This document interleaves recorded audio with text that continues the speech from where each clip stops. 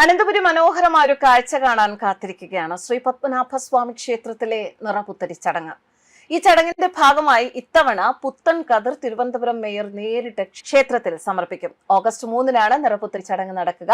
കിഴക്കേക്കോട്ടയിലെ പുത്തരിക്കണ്ടത്തെ കൃഷിയിടത്തിൽ നിന്ന് പൗരാണിക ആചാരങ്ങൾ അനുസരിച്ച് കൊയ്തെടുക്കുന്ന കതിര് തിരുവനന്തപുരം നഗരത്തിന്റെ ഭരണാധികാരിയായ മേയർ ചുമന്ന് ശ്രീ പത്മനാഭസ്വാമി ക്ഷേത്രത്തിന്റെ കിഴക്കേ ഗോപുരനടയിൽ എത്തിക്കുന്ന രീതിയാണ് ഇത്തവണ നടപ്പാക്കുക.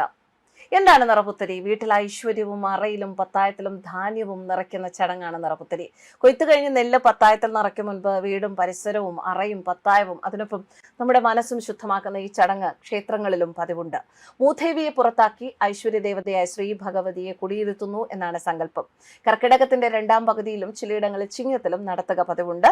കൊയ്തെടുത്ത് നെൽക്കറ്റ ഗൃഹത്തിന്റെ വാസ്തുവിന് പുറത്തു കൊണ്ടുവന്ന് വീട്ടിലെ മുറികളെല്ലാം അരിമാവ് കൊണ്ട് അണിഞ്ഞിരിക്കും. തുടർന്ന് ഭഗവതി പൂജാമധ്യത്തിൽ കട്ടകൾ വീട്ടിലേക്ക് എഴുന്നള്ളിച്ച് പൂജിക്കും.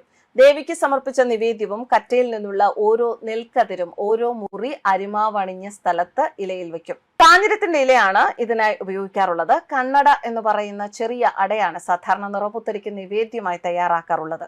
ഓരോ മുറിയിലും ശ്രീ ഭഗവതിയെ കുടിയിരുത്തുന്നു എന്നാണ് സങ്കല്പം. 1-2 പിടി അറവാതിൽക്കലും പൂമുഖത്തും കെട്ടിത്തൂക്കും. ബാക്കിയുള്ള കറ്റ മെതിച്ചു കുത്തി ആ അരി കൊണ്ട് പുത്തരിച്ചോറ് തയ്യാറാക്കി കഴിക്കണമെന്നാണ് വിധി. ക്ഷേത്രങ്ങളിൽ പലയിടത്തും പുത്തരിപ്പായസം നിവേദിക്കുക പതിവുണ്ട്. മനുഷ്യന്റെ അധ്വാനത്തിന്റെ ഫലത്തെയാണ് വീട്ടിലേക്ക് എഴുന്നള്ളിക്കുന്നത്.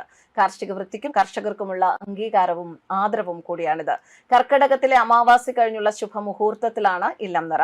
മലയാളത്തിന്റെ സമൃദ്ധി മുഴുവൻ ഉൾക്കൊള്ളുന്ന വാക്കാണ് ഇല്ലം നിറ എന്ന വാക്ക്. പാടത്ത് വിളഞ്ഞ പുന്നെല്ലിനെ വീട്ടിലേക്ക് വരവേൽക്കുന്നതാണ് ഇല്ലം നിറ അനുഷ്ഠാനം.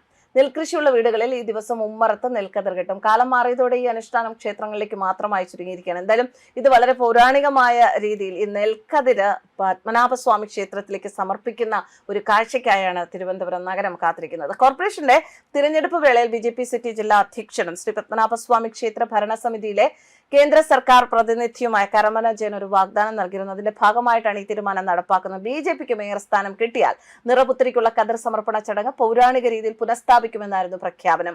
ജൂലൈ 29 വൈകിട്ട് 3:30 കിഴക്കേ ഗോപുരനടയിൽ ക്ഷേത്രം അധികൃതർ കതിർ ഏറ്റുവാങ്ങും. തുടർന്ന് പത്മതീർത്ഥക്കരയിലെ അലങ്കരിച്ച മണ്ഡപത്തിൽ സ്ഥാപിച്ച ശേഷം വാദ്യാഘോഷങ്ങളുടെയും ആചാരപരമായ ചടങ്ങുകളുടെയും അകമ്പടിയോടെ ക്ഷേത്രത്തിനുള്ളിലേക്ക് കൊണ്ടുപോകും. നഗരത്തിന്റെ ഭരണാധികാരിയായ മേയർ കതിർ ചുമന്ന് ക്ഷേത്രത്തിൽ എത്തിക്കുന്നതിലൂടെ പഴയ ആചാര രീതി വീണ്ടും വരികയാണ്. ന്യൂസ് ഡെസ്ക് കർമ്മ ന്യൂസ്.